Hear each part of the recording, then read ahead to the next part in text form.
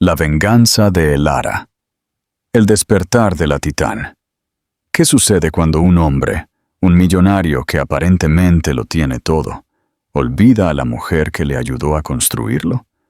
¿Qué sucede cuando el amor se convierte en desprecio y una sociedad en una prisión? Esta es la historia de Elara Vega, una mujer que sacrificó su propio futuro brillante por su familia, solo para ser despreciada por su marido, el magnate tecnológico Julián Castillo, como una madre poco atractiva. Él lo dijo con una sonrisa burlona en una sala llena de gente, pensando que su poder y riqueza lo hacían invencible. Él creyó que ella se desmoronaría. Nunca imaginó que ella entraría en un tribunal, lo miraría a los ojos y desmantelaría metódicamente todo su mundo, arrodillando al titán de la industria. Esto no es un cuento de hadas. Es una historia de justicia. Prepárate para el impacto. ¿Alguna vez te has sentido subestimado? Comparte tu historia en los comentarios y suscríbete para no perderte este relato de poder y redención. La humillación pública. El candelabro en la gala del Museo Metropolitano no era solo una lámpara. Era una estrella capturada, goteando cristales como lágrimas congeladas sobre la brillante asamblea de la élite de Nueva York. Desde su asiento en la mesa de tecnología Setter, Elara Vega se sentía tan lejos de esa estrella como una piedra olvidada en una playa. Observaba a su marido, Julián Castillo, presidir la reunión. Él era magnético, un cuerpo celestial por derecho propio, atrayendo a todos a su órbita con su traje de Tom Ford a medida, su sonrisa perfectamente calibrada y el tono bajo y confiado de su voz. Estaba contando una historia sobre el cierre de un acuerdo multimillonario en Tokio, y la gente a su alrededor, capitalistas de riesgo, socialites, un senador, colgaba de cada una de sus palabras. Elara se ajustó el chal de seda sobre los hombros. El vestido, un zafiro profundo elegido por el estilista personal de Julián, se sentía como un disfraz. Era hermoso, caro y completamente ajeno. Hace 20 años, la mujer que solía ser habría estado en medio de esa conversación, no solo sobre las implicaciones financieras del acuerdo, sino sobre la revolucionaria codificación detrás de la IA que estaban vendiendo. Hace 20 años, Elara Vega era un nombre susurrado con respeto en los incipientes círculos tecnológicos de Silicon Valley. Ella fue la arquitecta del algoritmo predictivo que se había convertido en la base del imperio de Julián, Tecnologías Ether. Pero esa Elara era un fantasma, una fotografía descolorida en un álbum antiguo. Hoy, era la señora Julián Castillo, un título que se sentía tanto como un escudo como una jaula. Su vida era una secuencia meticulosamente programada de llevar a sus hijos, Lía y Leo, al colegio, reuniones de la Junta de Caridad, donde era valorada por la chequera de su marido, y la gestión de su extensa casa de 5 pisos en el Upper East Side.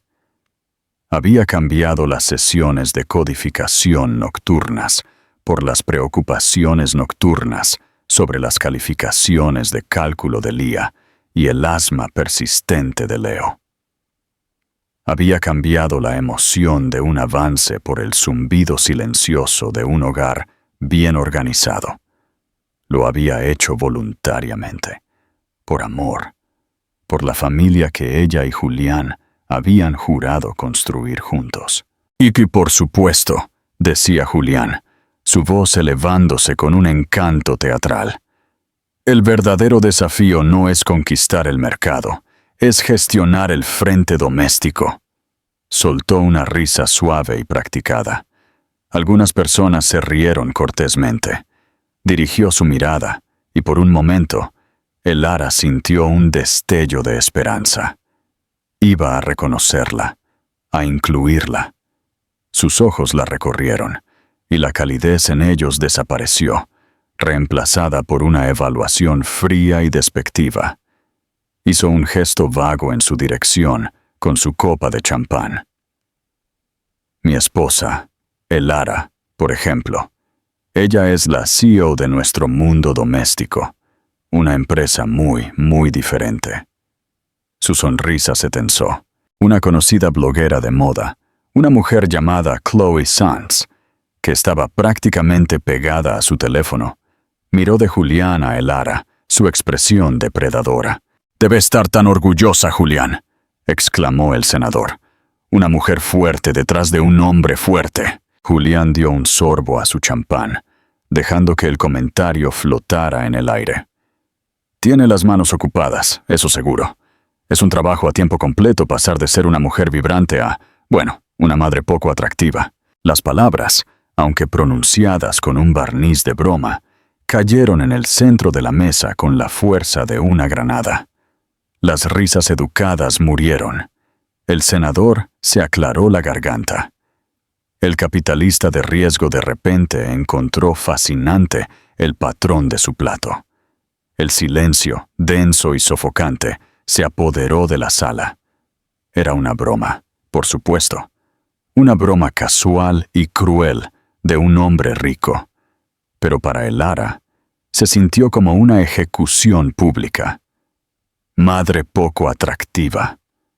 Las dos palabras resonaron en la caverna de su mente, destrozando las paredes de cristal cuidadosamente construidas de su vida. No era solo el insulto, era la naturaleza pública del mismo. Era el casual movimiento de su muñeca al descartar toda su existencia, sus sacrificios, su identidad, en una única y fea caricatura.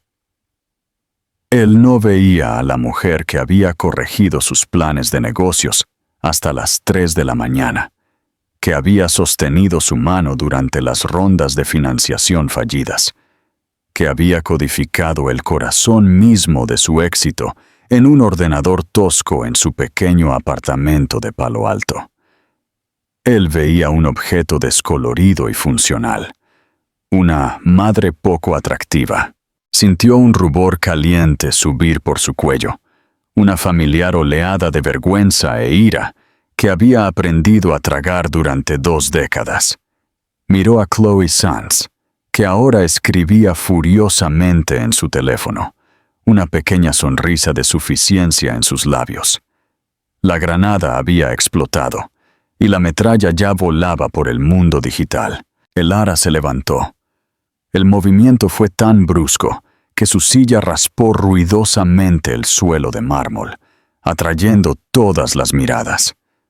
La sonrisa de Julián flaqueó. La miró molesto, como si un sirviente acabara de dejar caer una bandeja de vasos.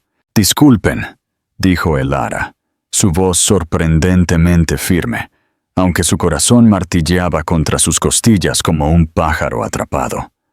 No los miró a ninguno.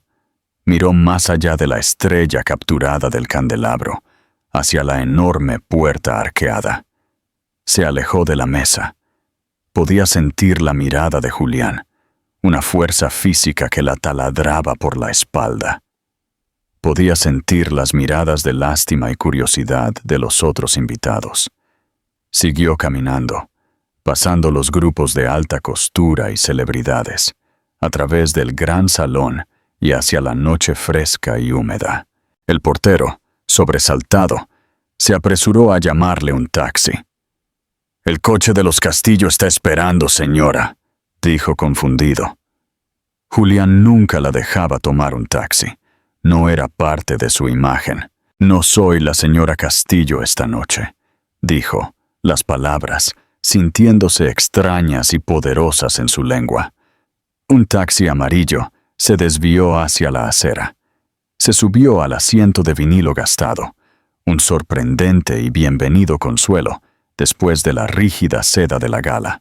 Mientras el taxi se alejaba, su teléfono comenzó a vibrar incesantemente. Julián, luego su asistente, luego su mejor amiga, que probablemente estaba viendo cómo se encendían los blogs de chismes. Un titular de la columna de Chloe Sands apareció en su pantalla. El momento madre de Julián Castillo. Problemas en el paraíso tecnológico. Apagó el teléfono. Las luces de la ciudad se difuminaron a través de la ventana empañada por la lluvia. Un caleidoscopio de una vida que ya no le parecía suya. La vergüenza seguía ahí, un sabor amargo en su boca. Pero debajo, algo más se estaba gestando. Una única, dura y fría chispa de rabia. No era solo el insulto, era la culminación de 1000 pequeños cortes. La forma en que revisaba su teléfono cuando ella le contaba su día. La forma en que llamaba pintorescas a sus ideas para la caridad.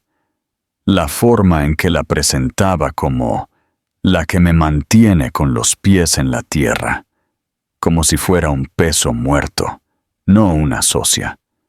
La forma en que la había borrado lenta y metódicamente de la historia de su éxito, presentándose a sí mismo como el genio solitario. El taxista la miró por el espejo retrovisor. ¿Todo bien, señora? El Lara se encontró con sus propios ojos en el espejo. Vio el rostro de una mujer de 45 años, cansada y con el corazón roto. Vio finas líneas alrededor de sus ojos, por la preocupación y por la risa, que hacía tiempo se habían desvanecido. Vio el fantasma de la brillante chica que una vez fue. Madre poco atractiva. Todo, dijo, y su voz ya no era solo firme. Era decidida. Está a punto de cambiar. ¿Cómo crees que el Lara planea cambiar su destino? ¿Será capaz de enfrentarse a Julián y su imperio? Comenta tus predicciones y comparte esta historia para que más gente se una al drama. El proyecto Prometeo. Cuando llegó de nuevo a la casa, que estaba vacía porque los niños estaban con su madre el fin de semana, no fue a su suite principal. En cambio, subió la escalera de caracol hasta el 5º piso, al ático. Era su espacio, la única parte de la casa a la que Julián nunca entraba, lleno de muebles viejos, juguetes de los niños que ya no usaban y cajas polvorientas. Fue a un gran baúl de cedro en la esquina. Arrodillada en el suelo, pasó las manos por la madera familiar antes de levantar la pesada tapa. El aroma a papel viejo y recuerdos la invadió. Apartó montones de obras de arte de Lía y Leo, viejos álbumes de fotos, sus libros de texto universitarios. En el fondo, envuelto en hule, había un viejo portátil, una máquina tosca y pesada de finales de los 90. Junto a él, un cuaderno negro de tapa dura. Se sentó en el suelo polvoriento, con el vestido de zafiro amontonado a su alrededor, y abrió el cuaderno. Su propia letra pequeña y ordenada llenaba las páginas. Ecuaciones complejas, diagramas de flujo, líneas de código. Los pensamientos incipientes, la arquitectura fundamental del algoritmo Ether. Todo estaba allí, en su mano. En la primera página había escrito Proyecto Prometeo, José y Eve, Julián Castillo y el Lara Vega. Ella había sido Prometeo, robando el fuego de los dioses del código y dándoselo a él. Y como Prometeo había sido encadenada a una roca por su problema, dejada para ser picoteada por los buitres de su ego. Respiró hondo y temblorosa. La chispa de rabia ahora era una llama constante y ardiente. Él la había llamado madre poco atractiva. Había olvidado quién era ella. La había borrado. Bien. Gastaría hasta el último céntimo que se viera obligado a darle para recordárselo. Sacó su teléfono de su bolso, lo volvió a encender e ignoró la avalancha de notificaciones. Deslizó los contactos, pasando por los de los proveedores de catering, los floristas, los otros padres de la asociación de padres. Se detuvo en un nombre al que no había llamado en 15 años. Evelyn Ríos. Evelyn había sido su compañera de habitación en Salamanca, una mujer ferozmente inteligente y sin concesiones, que había estudiado Derecho, mientras Elara había elegido el amor y la sociedad con Julián.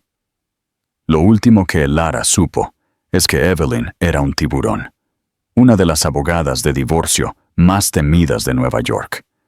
Una mujer que no solo ganaba casos, sino que destripaba a sus oponentes. El dedo de Elara se detuvo sobre el botón de llamada. Este era el punto de no retorno. Este era el primer paso hacia el abismo. Pensó en la cara de suficiencia de Julián. Pensó en las palabras, madre poco atractiva. Pulsó el botón. Sonó 2 veces. ¿Ríos? Respondió una voz aguda incluso a esa hora tan tardía. Evelyn, dijo Elara. El nombre era una llave que giraba en una cerradura oxidada. Soy Elara, Elara Vega. Hubo una pausa al otro lado, no de confusión, sino de cálculo. Vega, dijo finalmente Evelyn, su tono indescifrable. Me preguntaba cuándo llamarías. La oficina de Evelyn Ríos era la antítesis de la vida de Elara. Ubicada en un elegante rascacielos minimalista con vistas a Bryant Park, el espacio era todo ángulos afilados, cristal frío y arte monocromático. No había baúles de cedro polvorientos aquí, ni desorden sentimental. Solo había el zumbido silencioso y letal del poder concentrado. Evelyn misma era la misma que Elara recordaba de Salamanca. Ojos penetrantes, un corte de pelo bob afilado y oscuro, y una presencia que parecía absorber todo el exceso de oxígeno de una habitación. Llevaba un traje sastre gris que parecía poder desviar balas. Me preguntaba cuándo llamarías, repitió Evelyn, indicándole a Elara que se sentara en un sofá de cuero de aspecto severo.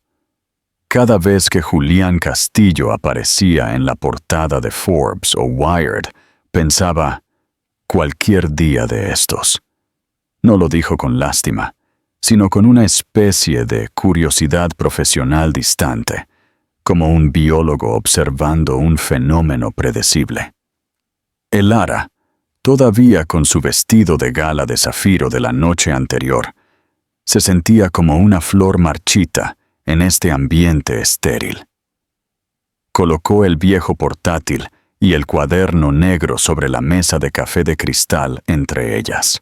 Me llamo madre poco atractiva en la gala del Met. La expresión de Evelyn no cambió. Humillación pública, un clásico juego de poder narcisista, diseñado para hacerte sentir inútil, para recordarte que él controla la narrativa.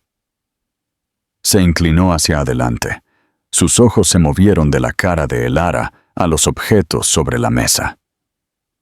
Pero estos, golpeó con un dedo largo y bien cuidado el cuaderno, sugieren que podrías tener una narrativa diferente que escribir. Durante 2 horas, Elara habló. Vertió 20 años de historia reprimida. Las noches hasta tarde codificando en su pequeño apartamento, las sesiones de lluvia de ideas, donde sus ideas se convirtieron en su visión, el proceso gradual e insidioso de su borrado.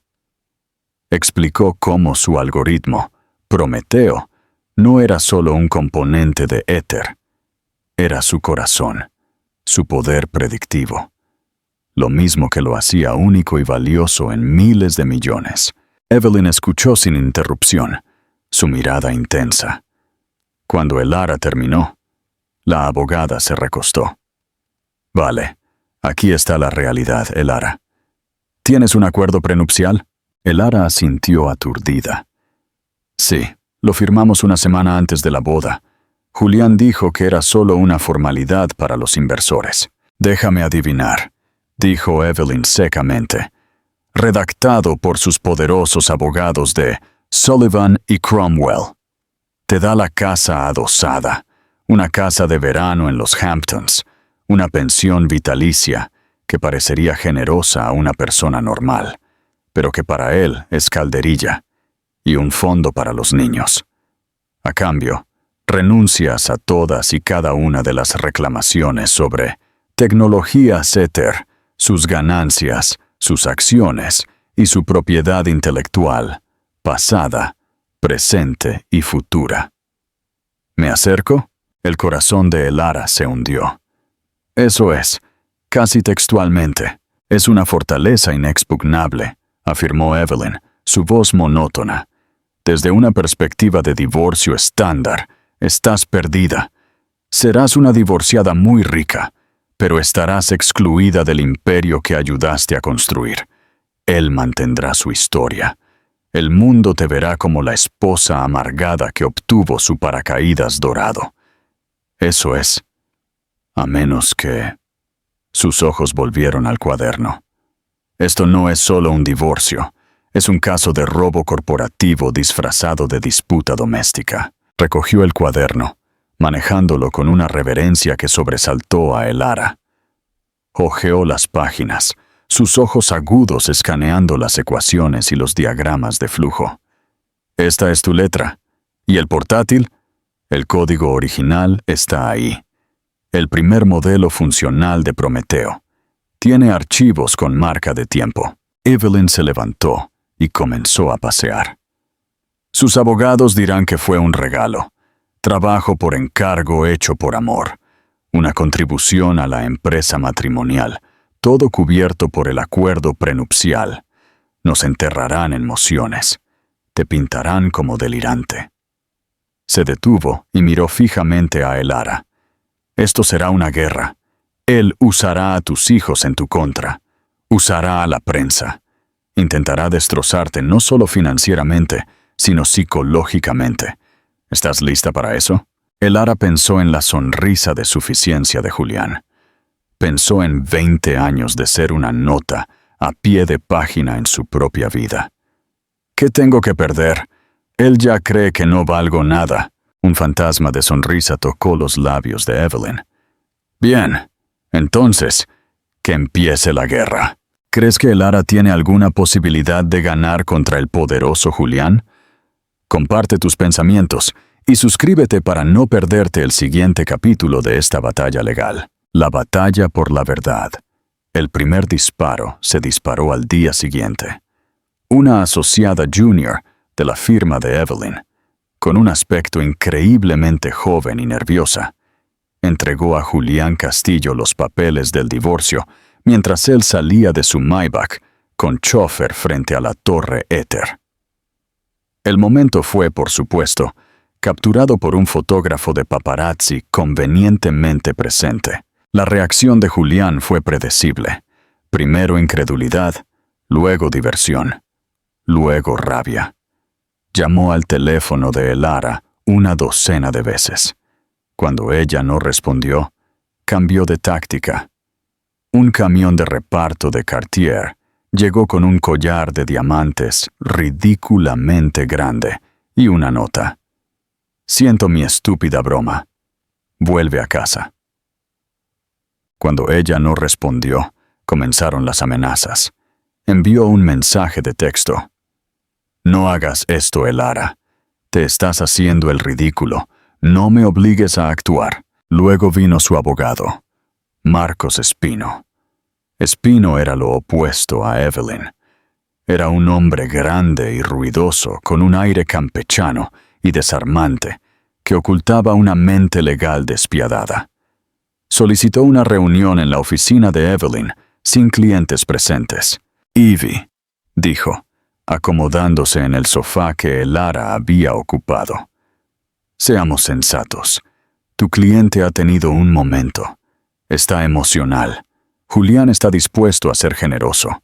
Incluso duplicará la pensión alimenticia estipulada en el acuerdo prenupcial. Un gesto de buena voluntad. Podemos arreglar esto discretamente en una semana. Sin líos, sin problemas. Evelyn sonrió. La oferta es rechazada, Marcos, y no me llames Evie. El encanto campechano de Espino se desvaneció. No seas tonta. Sabes que ese acuerdo prenupcial es inexpugnable. ¿Cuál es tu objetivo? ¿Angustia emocional? Un juez se reirá de ti en el tribunal. Mi objetivo, dijo Evelyn, inclinándose hacia adelante, es el fraude. Mi objetivo es el enriquecimiento injusto. Mi objetivo es que tu cliente construyó una empresa de $1,000 millones con propiedad intelectual robada y tenemos los recibos. Espino se rió de verdad. ¿Qué? ¿Unas notas que garabateó? ¿Un proyecto de instituto en un ordenador viejo? Esa es tu bala de plata. Haremos que eso se desestime antes de que puedas siquiera decir descubrimiento. Hazlo, dijo Evelyn, poniéndose de pie para indicar que la reunión había terminado. Pero mientras presentas tus mociones, nosotros presentaremos las nuestras, y las nuestras serán por el 50% tecnología Setter. Después de que Espino se fue, echando humo, Evelyn le dijo a Elara que el siguiente paso era demostrar que la evidencia era real. Estoy enviando el portátil y el cuaderno a un especialista, un experto en recuperación de datos forenses. Se llama Benito Campos, pero todos lo llaman Benny. Es una leyenda, un cazador de fantasmas digitales. Si hay algo en ese disco duro, él lo encontrará. Mientras esperaban el informe de Benny, Elara intentó reconectar con su pasado. Se puso en contacto con un puñado de viejos amigos de los días de Palo Alto, programadores e ingenieros que habían estado allí al principio. La respuesta fue escalofriante. Uno, un hombre llamado David Chen, que ahora era vicepresidente senior en Ether, la dejó en visto. Su esposa le envió un mensaje de texto más tarde. Por favor, no nos contactes más, Elara. David no puede involucrarse. Otra, una brillante programadora llamada Sara Jiménez, accedió a reunirse para tomar un café. Estaba nerviosa, revisando constantemente su teléfono. Él lo sabe, susurró Sara, con los ojos muy abiertos por el miedo. La oficina de Julián envió un memorándum esta mañana, un recordatorio sobre los acuerdos de confidencialidad y la lealtad corporativa. Todos saben que has presentado la demanda. Están aterrorizados, Elara. Él los tiene a todos atados con una correa. El aislamiento era una presencia fría y física. El mundo que ella había ayudado a crear ahora era una fortaleza amurallada con ella fuera. Julián no era solo su marido. Era el sol en su pequeño universo, y la había arrojado a las sombras. Una semana después, Evelyn llamó. «Benny tiene algo», dijo, su voz tensa de emoción. Consiguió que el portátil arrancara en una sala limpia. Está clonando el disco ahora. Pero no es eso. Quiere reunirse. Dice que ha encontrado un fantasma en la máquina.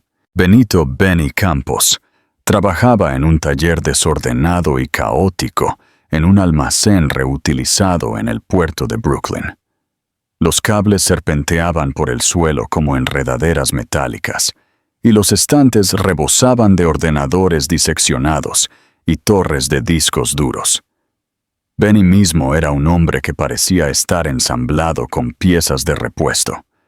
Una salvaje melena de cabello grisáceo, gafas gruesas perpetuamente posadas en su nariz y dedos manchados de tinta que se movían con precisión quirúrgica. «Es un fósil», dijo, señalando el portátil de Elara, que estaba cuidadosamente desmontado en su banco de trabajo.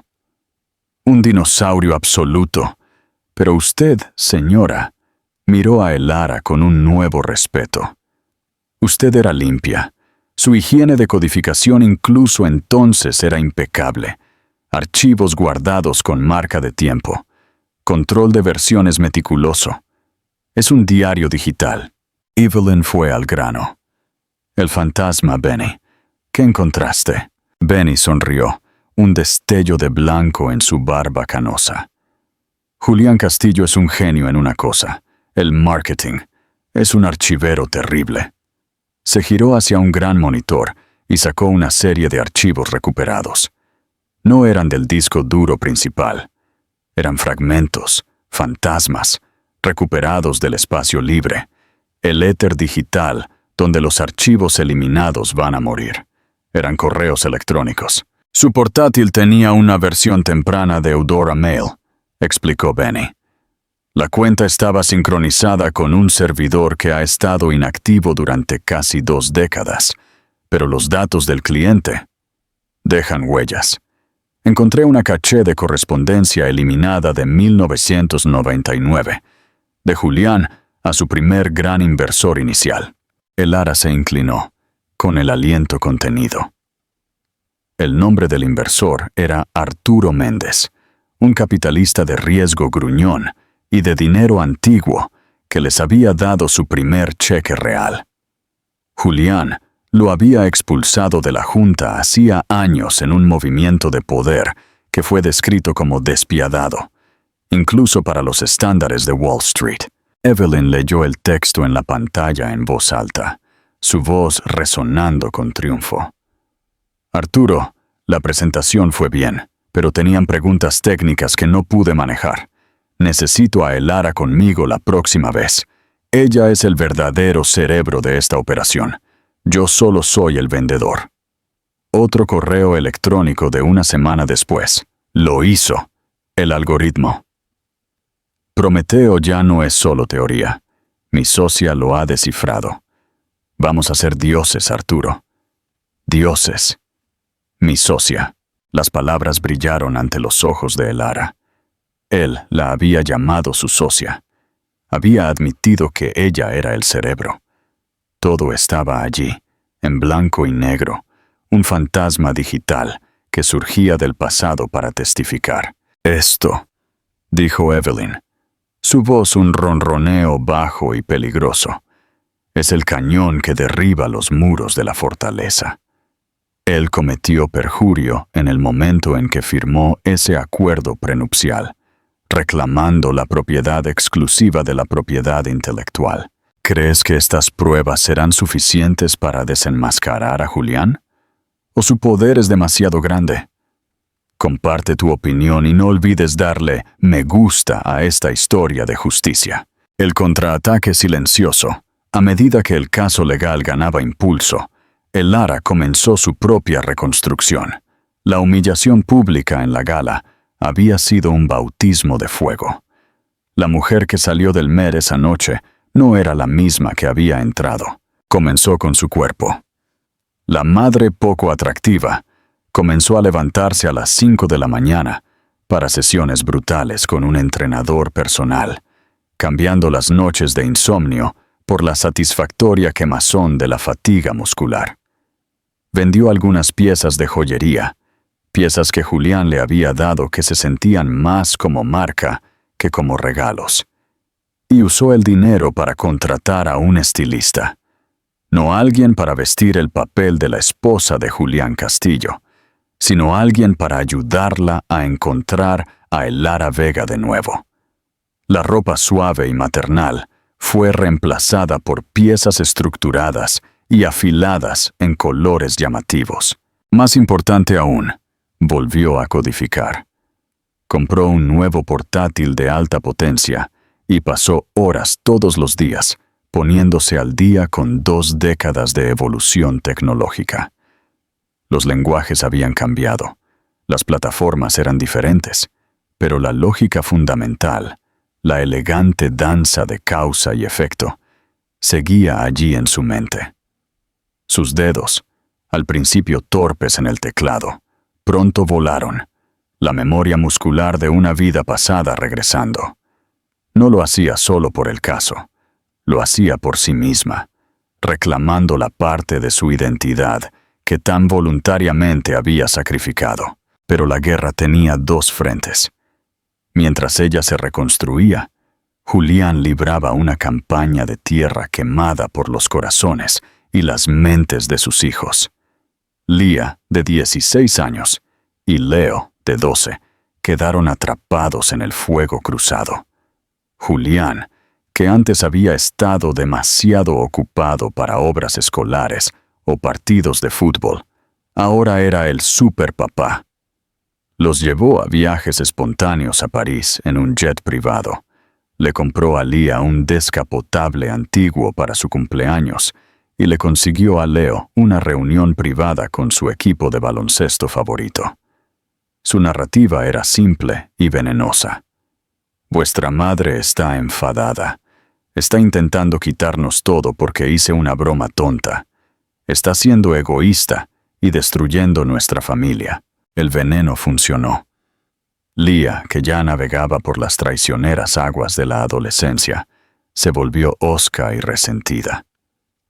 «¿Por qué haces esto, mamá?», exigió una tarde, de pie en la puerta del nuevo y más pequeño apartamento de Elara. «Papá lo siente. Todos mis amigos están hablando de ello. Chloe Sands está escribiendo artículos sobre ti. Estás haciendo que todo sea horrible». «Lia, esto es más complicado que una broma», Elara intentó explicar, con el corazón encogido. «Esto se trata de mi trabajo, de lo que construí». «Tú no construiste nada», Lia replicó, su voz rebosante de desprecio adolescente. «Tú planeabas fiestas, papá construyó la compañía. Eso es lo que todo el mundo sabe».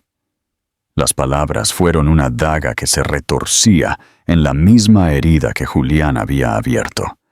Él no solo le estaba robando su pasado, estaba usando a sus hijos para manipular su presente. El punto de inflexión llegó durante la fase de declaración. Julián, flanqueado por Marcos Espino y un equipo de abogados, entró con arrogancia en la sala de conferencias. Se estaba preparando para una adquisición hostil de una empresa rival y trataba los procedimientos de divorcio como un molesto mosquito zumbando alrededor de su cabeza. Evelyn, fría y metódica, comenzó su interrogatorio. Lo llevó por un paseo tranquilo por el pasado, dejándolo construir su propio mito. Él habló de su visión, su trabajo incansable, su genio. «¿Y cuál fue el papel de la señora Vega en este periodo?», preguntó Evelyn con calma.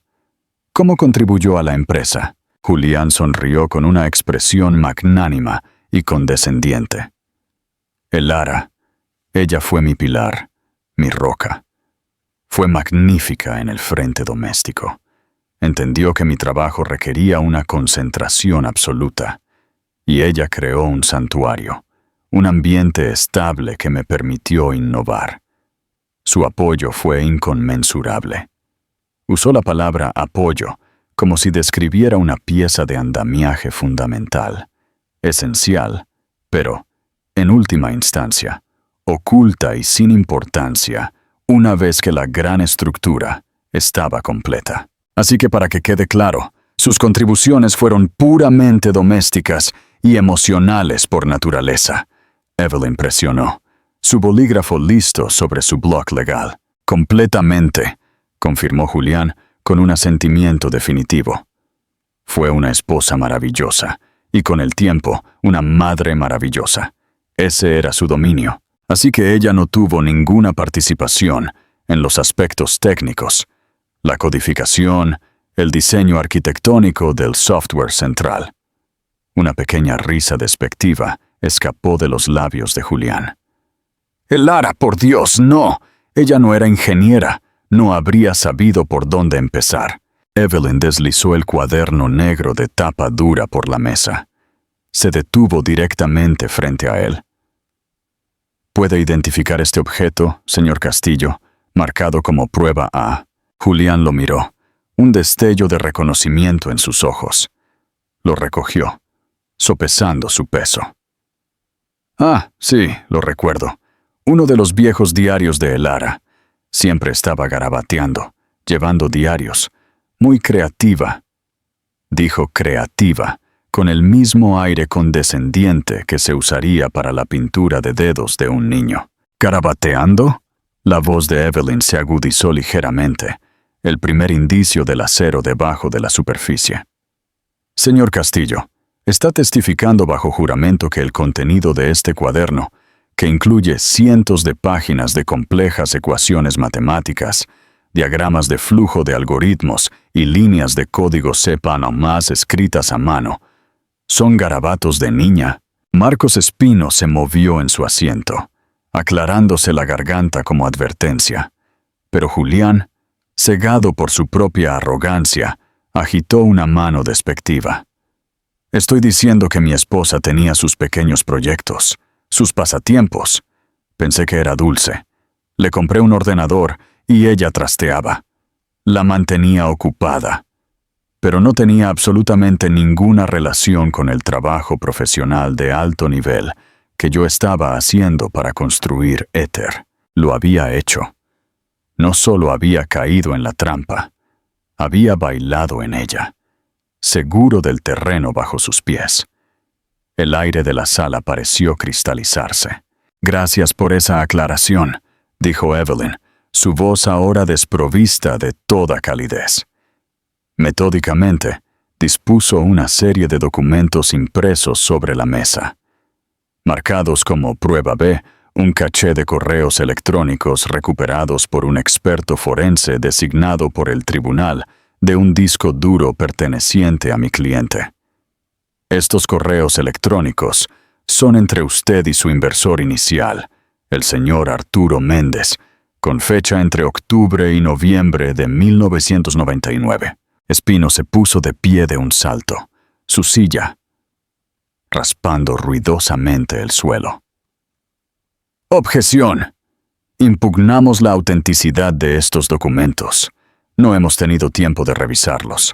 Podrían ser falsificaciones. Siéntese, Marcos, ordenó Evelyn, su voz cortando su fanfarronería. El informe forense completo sin censura, incluida la autenticación jurada de cada archivo por parte de Benny Campos, fue enviado a su oficina a las 8 a.m. de esta mañana. No leer su correo no es motivo de objeción. Volvió su mirada penetrante hacia Julián, cuyo rostro se había quedado inquietantemente inmóvil. Señor Castillo, por favor, lea en voz alta la parte resaltada del correo electrónico, con fecha 17 de octubre de 1999, para que conste en acta. Julián miró fijamente la página. La sangre se le drenaba del rostro.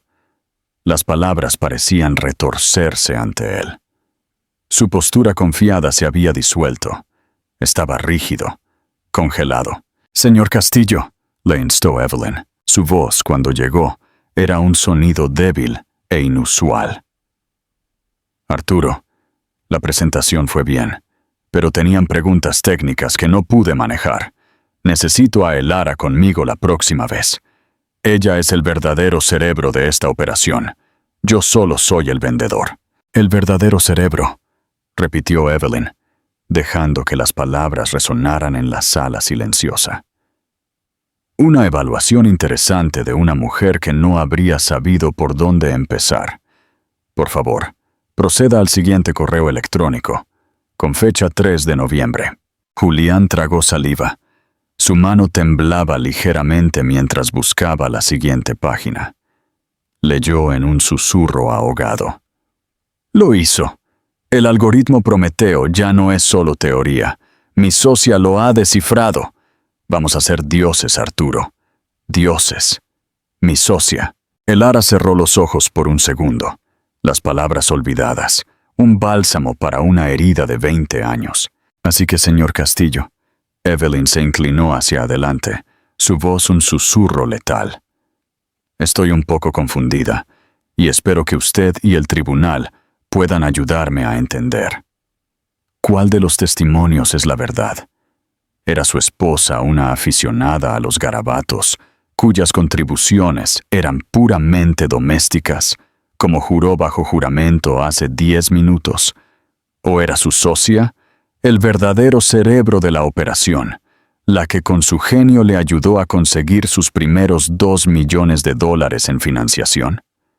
Porque el perjurio es un delito grave, y usted, señor, acaba de cometerlo. Julián miró salvajemente a Espino, que estaba pálido y sudando. Su estrategia legal no solo estaba hecha jirones, sino incinerada. Abrió la boca, luego la cerró de nuevo. Era un leviatán, varado y asfixiándose en la tierra seca de sus propias mentiras. Los recuerdos pueden ser engañosos, continuó Evelyn con suavidad, como si sintiera su desesperación. Es comprensible. 20 años es mucho tiempo. Por eso pensamos que podría ser útil consultar a alguien con un recuerdo más directo de los acontecimientos. Asintió hacia la puerta de la sala de conferencias. Decidimos preguntarle al propio señor Méndez. La puerta se abrió de golpe. Arturo Méndez, ahora de casi 90 años, y apoyándose pesadamente en un bastón de caoba tallado, entró lentamente en la sala. No estaba allí como testigo. Espino habría tenido motivos para objetar, pero su presencia era una obra maestra táctica. Era un espectro vivo y respirante del engaño de Julián. Miró a Julián, sus ojos llenos no de ira, sino de una profunda y cansada decepción, que de alguna manera era mucho más devastadora. «El señor Méndez nos ha proporcionado una declaración jurada», anunció Evelyn, colocando el documento en la parte superior de la pila. «Confirma que solo invirtió después de una llamada técnica profunda de 2 horas, no con usted, señor Castillo, sino con mi cliente, la señorita Vega. Afirma, y cito, Julián era el showman, pero Elara era la arquitecta.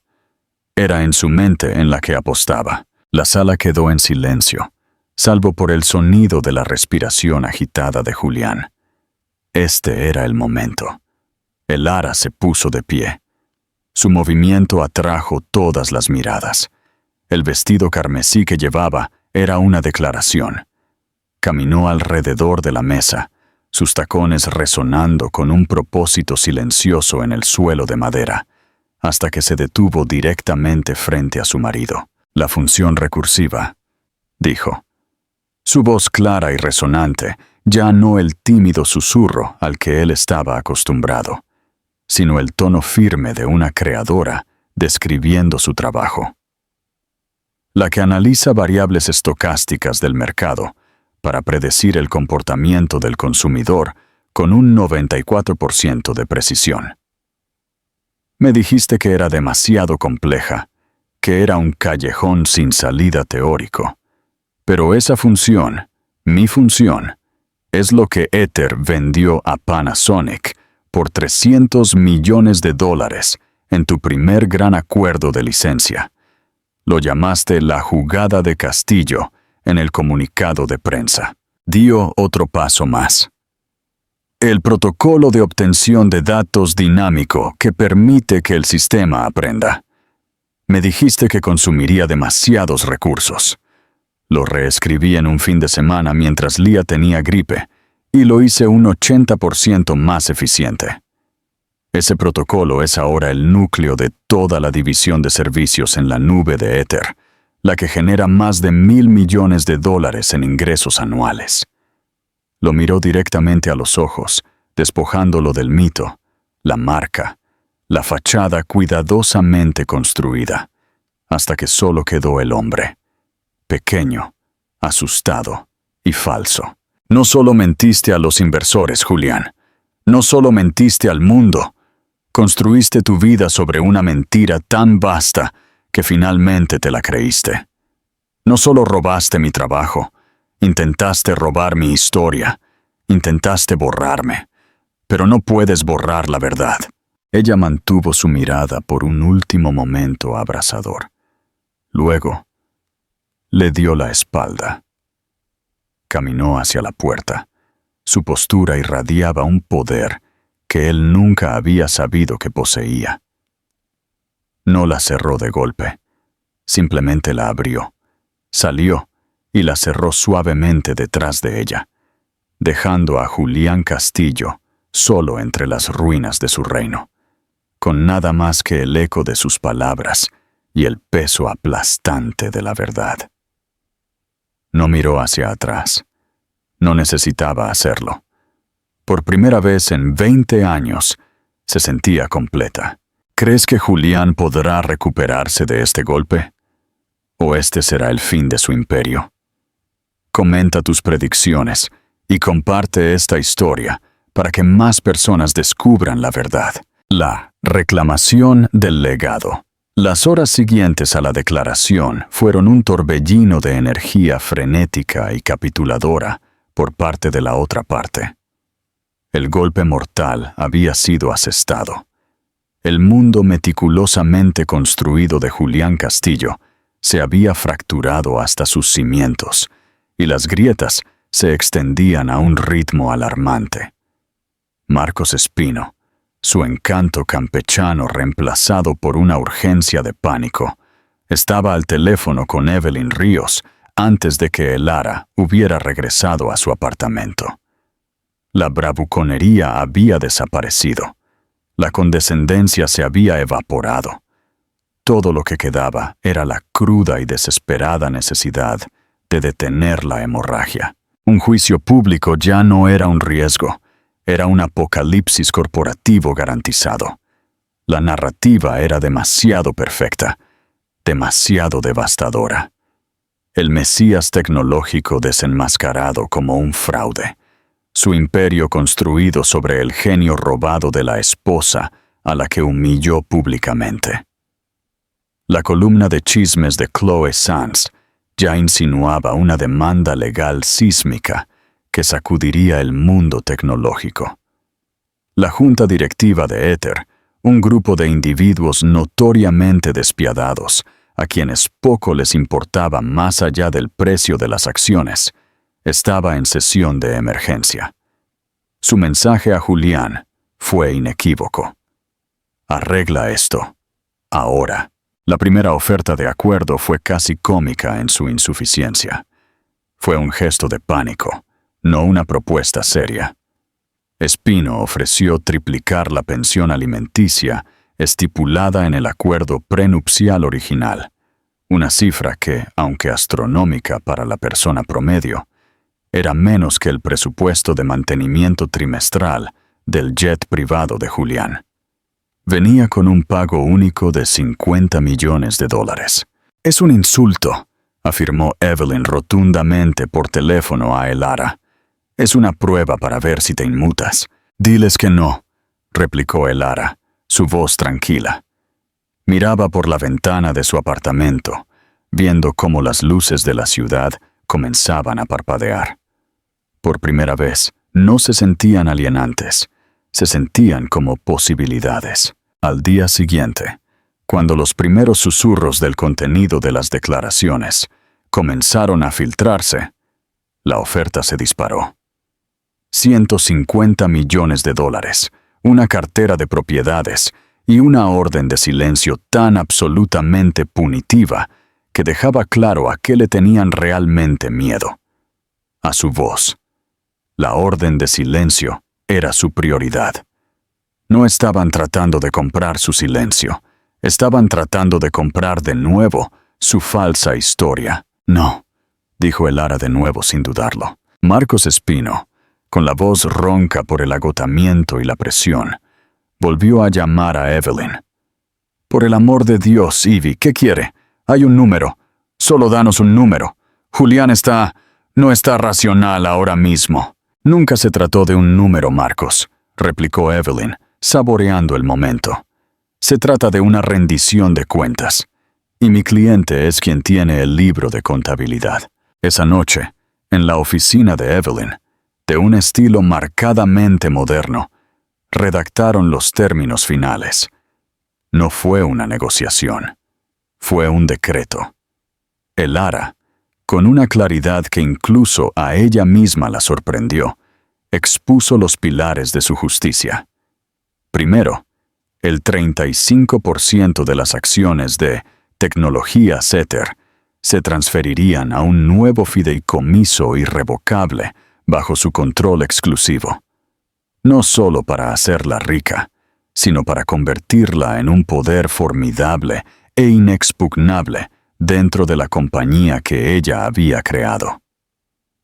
Segundo, Una declaración pública en primera plana que se publicaría en The Wall Street Journal, The New York Times y la revista Wired, detallando y reconociendo el papel fundamental de Elara Vega como co-creadora del algoritmo Ether. La redacción sería redactada por Evelyn y aprobada por Elara sin enmiendas. Tercero, la casa adosada del Upper East Side se cedería de forma libre y clara a un fideicomiso separado para Leah y Leo, asegurando que su futuro estuviera a salvo de las consecuencias de su padre. El último término no se escribió.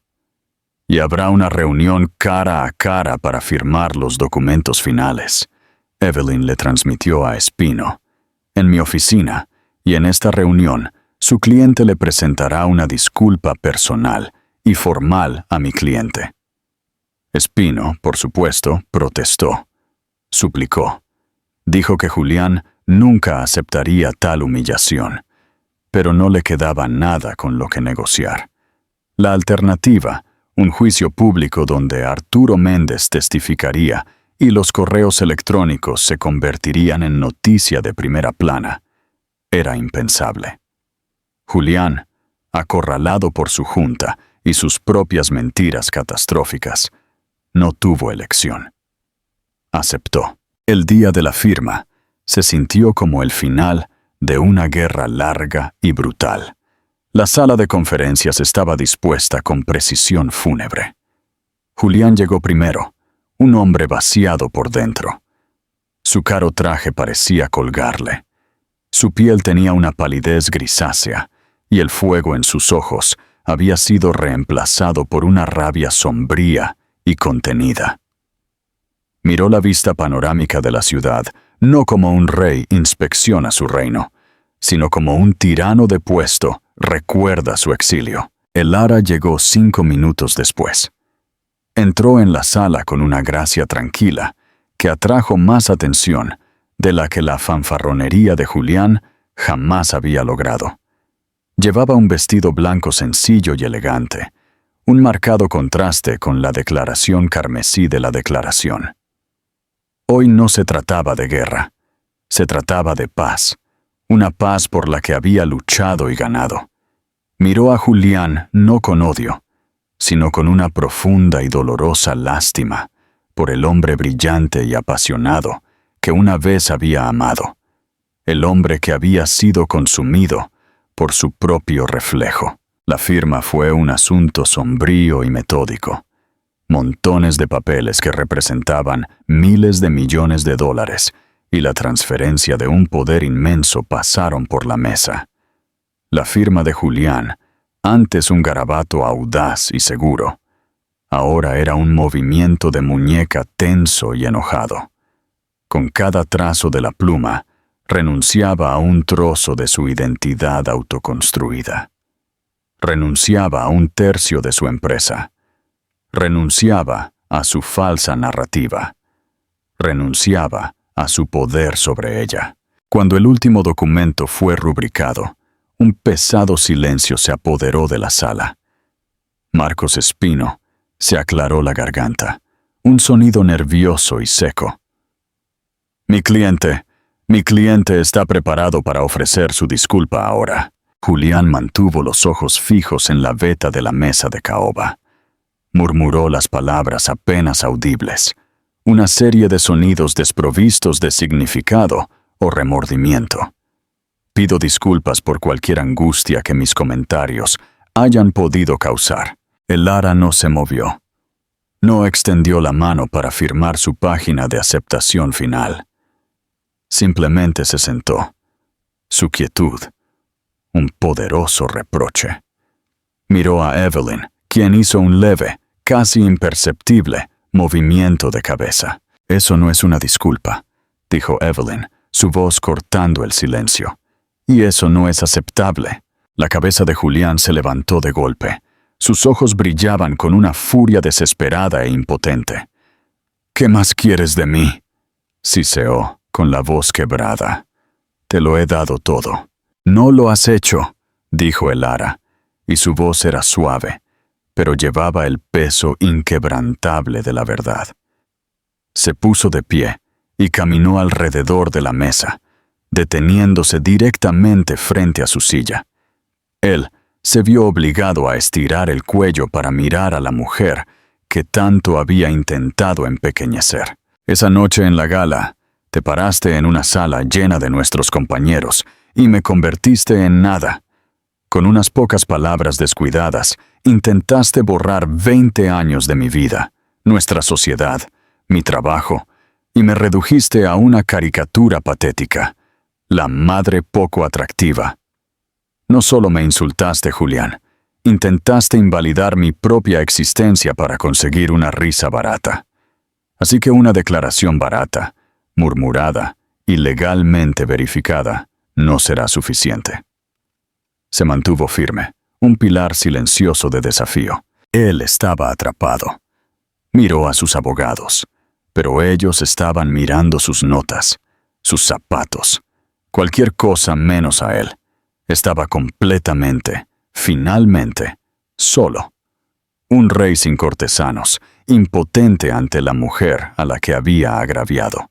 «Me pedirás disculpas», ordenó Elara, su voz firme y clara. «A la cara, y lo harás correctamente». La batalla final y agonizante se libró dentro del propio Julián. Un largo momento se extendió, denso con su humillación. Su mandíbula se apretó y se relajó. El aire de la sala crepitaba con la fuerza de su orgullo implosionando. Luego, con un sonido ahogado y gutural de derrota total y absoluta, Julián Castillo hizo lo impensable. Empujó su silla hacia atrás, el sonido raspando el suelo como un grito. Se levantó inestable, y luego, lenta y rígidamente, se deslizó de sus pies sobre la alfombra lujosa y cara. Se arrodilló. El multimillonario se arrodilló ante su esposa. En una sala llena de abogados, con la arquitectura de su imperio siendo redibujada a su alrededor, estaba de rodillas. La miró, su rostro una máscara retorcida de furia, vergüenza e incredulidad ante su propia capitulación. «Lo siento», forzó las palabras, cada una con sabor a cristal en su boca. Respiró hondo. «Lo siento, Elara, por lo que dije, por lo que hice, por todo». Elara miró al hombre destrozado a sus pies. Había esperado sentir triunfo, una oleada de victoria justa. En cambio, una ola de profunda tristeza la invadió. No vio satisfacción en su degradación, solo el trágico desperdicio del hombre que podría haber sido, de la sociedad que podrían haber construido. Había ganado, pero el costo había sido inmenso. Mantuvo su mirada por un momento más, un reconocimiento silencioso de su historia compartida y destrozada. Luego, sin decir una palabra más, se dio la vuelta. Caminó de regreso a su asiento, cogió una pluma estilográfica pesada y cara, y en la última página firmó su nombre con una mano firme y segura. Elara Vega. Se puso de pie, le dio un leve y agradecido asentimiento a Evelyn, y salió de la sala de conferencias, dejando a Julián Castillo aún arrodillado en el suelo. No miró hacia atrás. Caminaba hacia un futuro que finalmente era completamente suyo. Elara Vega no solo ganó un acuerdo de divorcio, recuperó su nombre. Reclamó su legado de un hombre que pensó que el poder le daba derecho a reescribir la historia. Su historia es un poderoso recordatorio de que la verdad, por muy oculta que esté, siempre sale a la luz. Es un testimonio de la fuerza de una mujer que fue empujada al límite y decidió contraatacar, no solo por dinero, sino por justicia. ¿Qué piensas? ¿Fue su última exigencia de que se arrodillara un acto de justicia o un acto de venganza? Déjanos tus pensamientos en los comentarios. Si te conmovió la historia de Elara y quieres escuchar más relatos de drama increíble de la vida real y reivindicación, por favor, dale a me gusta a este video, compártelo con alguien que necesite verlo y asegúrate de suscribirte a nuestro canal para no perderte lo que viene después.